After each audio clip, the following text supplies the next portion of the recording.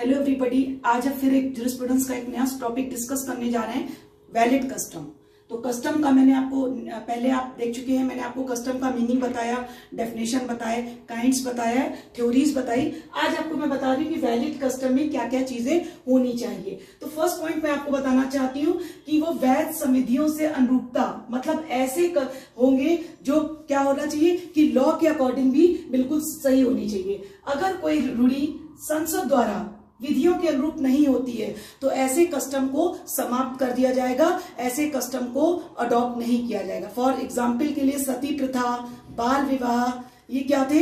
ये custom law को बिल्कुल क्या कर रहे थे? लॉ के ओवर रूल जा रहे थे। तो ऐसे कस्टम को पूरी तरीके से समाप्त कर दिया गया है।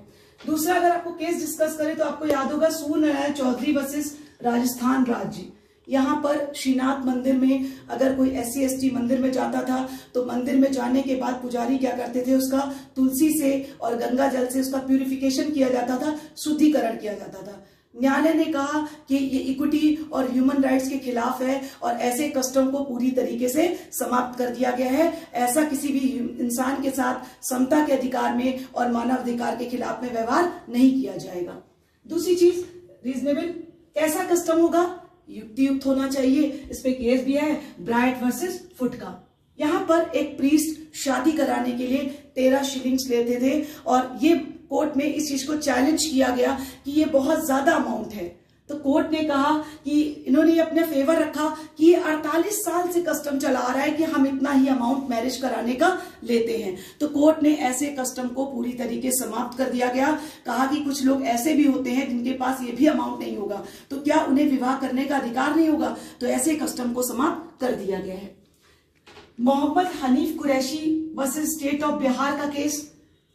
अब कुछ धर्मों में गाय को बलि दी जा रही थी, तो कोर्ट ने कहा कि किसी एक धर्म में अगर कुछ ऐसा किया जा रहा है जिससे दूसरे धर्म की धार्मिक भावनाओं को ठेस पहुंच रही है तो ऐसे कस्टम को रोक दिया गया।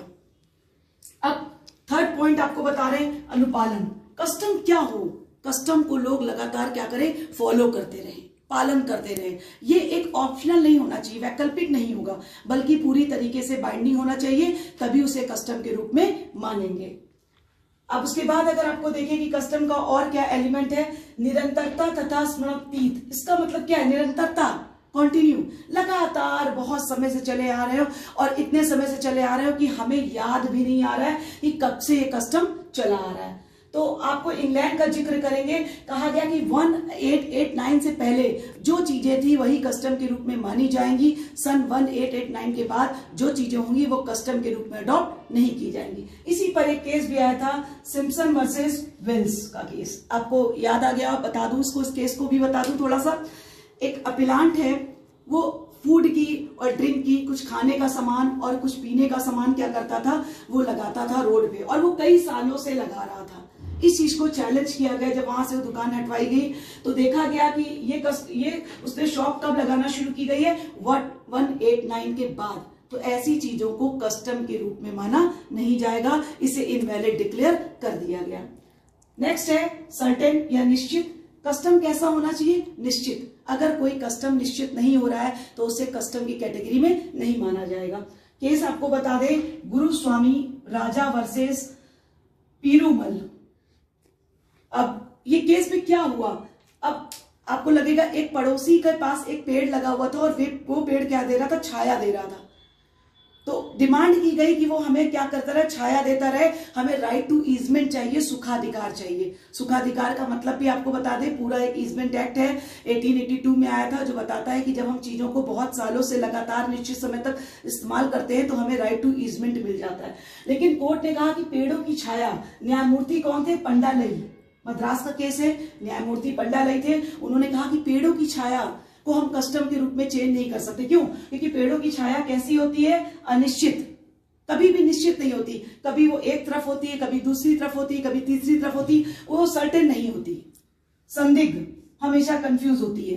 कभी इधर की ओर संदिग्ध दिखाई पड़ती है, कभी इधर की ओर दिखाई पड़ती है। जैसा हवा का डायरेक्शन होता है वो चेंज होती रहती है। और परिवर्तनशील, परिवर्तनशील का मतलब वो लगातार बदलती रहती। कभी पेड़ में बहुत तेज हवा चल रही है, आंधी आ रहा है, तूफान आ रहा है, तो हम ये नहीं कह सकते कि छाया क्या होगी, एक जगह पर रुकेगी, वो सर्टेन होगी। वो हमेशा चेंज होती रहेगी, कभी भी सर्टेन नहीं हो पाएगी। तो केस में न्यायमूर्ति पंडालई ने कहा कि पेड़ों की छाया देना संबंधी इस तरीके की चीजों को हम कस्टम के रूप में स्वीकार नहीं कर सकते, लेकिन कुछ चीजें कस्टम के रूप में स्वीकार की जा सकती हैं। फॉर एग्जाम्पल के लिए केस लॉ आया था, उसको मैं एग्जाम्पल के थ्रू आपको बता रही हूँ कि अगर दो गांवों की बाउंड्री है और दोनों गांवों में एक बाउंड्री तय है, सीमा तय है कि यहाँ पर आपको इधर की ओर से वाटर लेना है, आपको इधर की ओर से वाटर लेना है, पानी ले रहे हैं आप, और लगातार ये चीजें कई समय से चली आ रही हैं, हमें इतना नहीं पता कि ये कब से हो रहा है, तो ऐसी चीजों को कस्टम के रूप में अडॉप्ट किया जा सकता है। तो मैंने आज जो आपको टॉपिक डिस्कस किया है वो डिस्कस किया था मैंने वैलिड कस्टम,